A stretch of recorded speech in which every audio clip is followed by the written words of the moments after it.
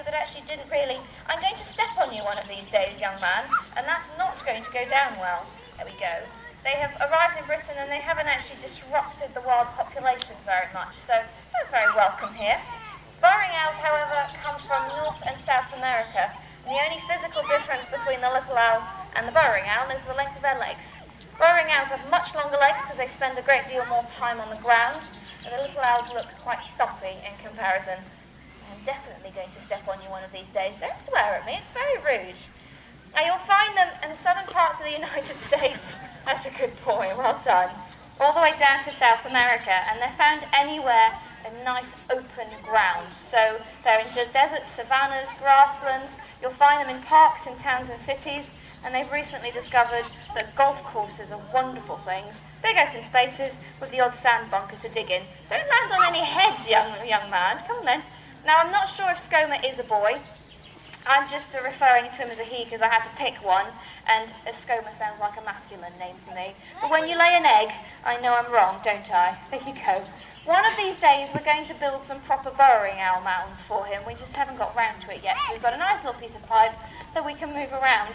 And I just have to make sure that he always goes downhill them, because there's not a great deal of grip in there. So if he tries going uphill, you can hear a lot of straddling and not a great deal of owl.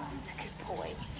Now, it's always a little tricky to fly the smaller owls out in the open, because generally small owls come from woodland, and it's because they have a great many wild predators that would go after them. And so if they're in the trees, they can dive into shelter very quickly. And so if you fly them out here, it gets a little uncomfortable. But the burrowing owls are very used to big open spaces, and if he does get uncomfortable, he dives down the burrow or into a box. And there are moments when you're not very comfortable. A couple of weeks ago, he was mobbed by a pair of swallows. Now, the problem with that was that I was completely incapable of helping him because they were far faster than I was. You didn't really like that much very much, did you? Now, they always remind me a little bit of owl versions of meerkats because they have a burrowing mound, and there'll always be a little something standing on top, acting as a guard, and there to warn the rest of the family that they're off doing their own business. They're generally going to eat insects, but they're fairly competent little predators and pretty fierce. It's a good boy. And so they do occasionally go along and take rodents, reptiles, most things really. Again, it's an opportunistic thing. They'll take what they can. It's a good boy. They don't tend to dig their own burrows. There's a subspecies in Florida that started to. Oh no, we went uphill. You see, it's a lot harder to go uphill. You go, good boy. You do know your job, don't you? This is very rare, by the way, that he sits on my fist. He doesn't normally sit still very long. It's always a pleasure when you do. Come back up here.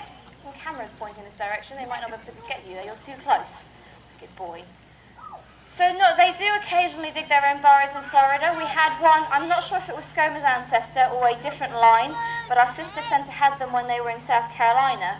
And in 3 years, an individual was able to dig a burrow that was about 3 feet deep, 3 feet long and 2 feet deep, I believe, which is quite impressive considering the size of his feet. It's a little bit like giving you all a spoon and telling you to dig to the fence line.